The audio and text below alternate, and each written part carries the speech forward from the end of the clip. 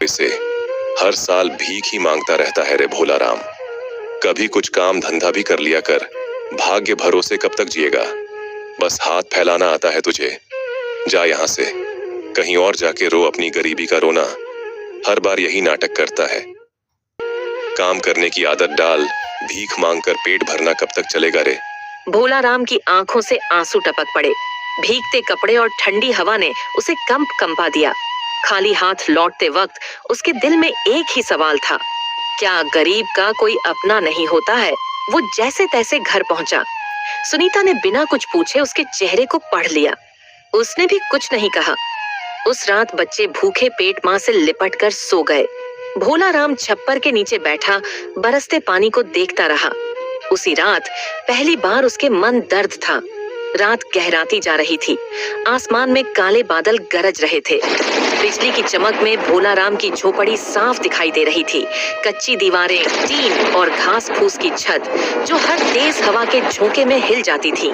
बच्चे माँ से लिपटे थे। सुनीता के आंचल में पिंकी दुबकी हुई थी। भोला राम चुपचाप कोने में बैठा बाहर देख रहा था। हवा और पानी का शोर दिल दहला रहा था। अचानक एक जोर की आंधी आई। टीन की छत उड़ गई। मिट्टी की दीवारें भीगकर गीली हो चुकी थीं। तेज बारिश की मार ने दीवारों को तोड़ डाला। झोपड़ी की पूरी पिछली दीवार भरभराकर गिर पड़ी। मिट्टी का पानी अंदर बहने लगा। सुनीता चीख पड़ी। बच्चे रोने लगे। भोला राम ने जल्दी से सबको बाहर निकाला। बारिश इतनी तेज थी कि चारों तरफ सिर्फ सफेद धुंध और पानी दिखाई दे रहा था। वो सबको लेकर गांव के चौपाल की तरफ भागा। भैया सुनो ना भैया, घर का पूरा छप्पर गिर गया है। बच्चे लोग भीगते भीगते ठंड से थरथरा रहे हैं। उनका रोना सुनकर कलेजा फट रहा है मेरा। बस आज की रात ही सही अपने घर के किसी कोने में पनाह दे दो। बरामदे में ही सही, जहां बारिश सीधी ना पड़े। मैं कुछ नहीं मांग रहा भैया, बस बच्चों को बचाने के लिए जगह दे दो। देखो तो एक बार कैसे कांप रहे हैं भूख और सर्दी से। भगवान के नाम पर दे दो भैया, तुम्हारे इस एहसान को जिंदगी भर नहीं भूलूंगा। भोला राम, हम भी किसी तरह जी रहे हैं। हमारे अपने घर में जगह नहीं है। तुम्हारे लिए कहां से करूं इंतजाम। जाओ कहीं और, यहाँ मत खड़े रहो। हर बार तुम्हारी मदद नहीं कर सकते। उसने कई लोगों से मदद मांगी, लेकिन किसी ने उसकी ओर नहीं देखा। भोला राम के पैर मिट्टी में धंस रहे थे। ठंडी हवा से बच्चे कांप रहे थे। सुनीता की साड़ी भीगकर उसके शरीर से चिपक गई थी। आखिरकार उसने सबको लेकर चौपाल के पास खड़े पुराने नीम के पेड़ के नीचे बैठा दिया। पेड़ की मोटी डालें थोड़ी सी बारिश रोक रही थीं, पर पूरी तरह नहीं। ठंडी बूंदें लगातार उन पर गिर रही थीं। सुनीता चुपचाप बैठी रही।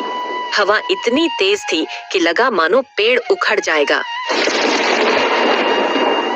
बच्चे ठंड से कांप रहे थे।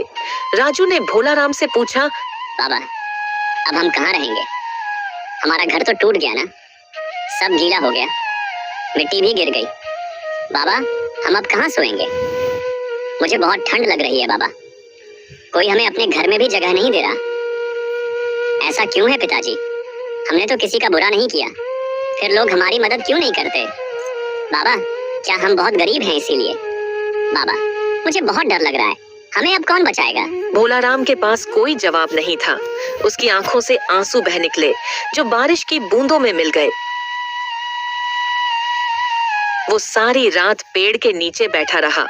बरसात की बूंदें, ठंडी हवा, बच्चों का सिसकना और पत्नी की खामोशी, हर चीज जैसे उसके दिल पर चोट कर रही थी।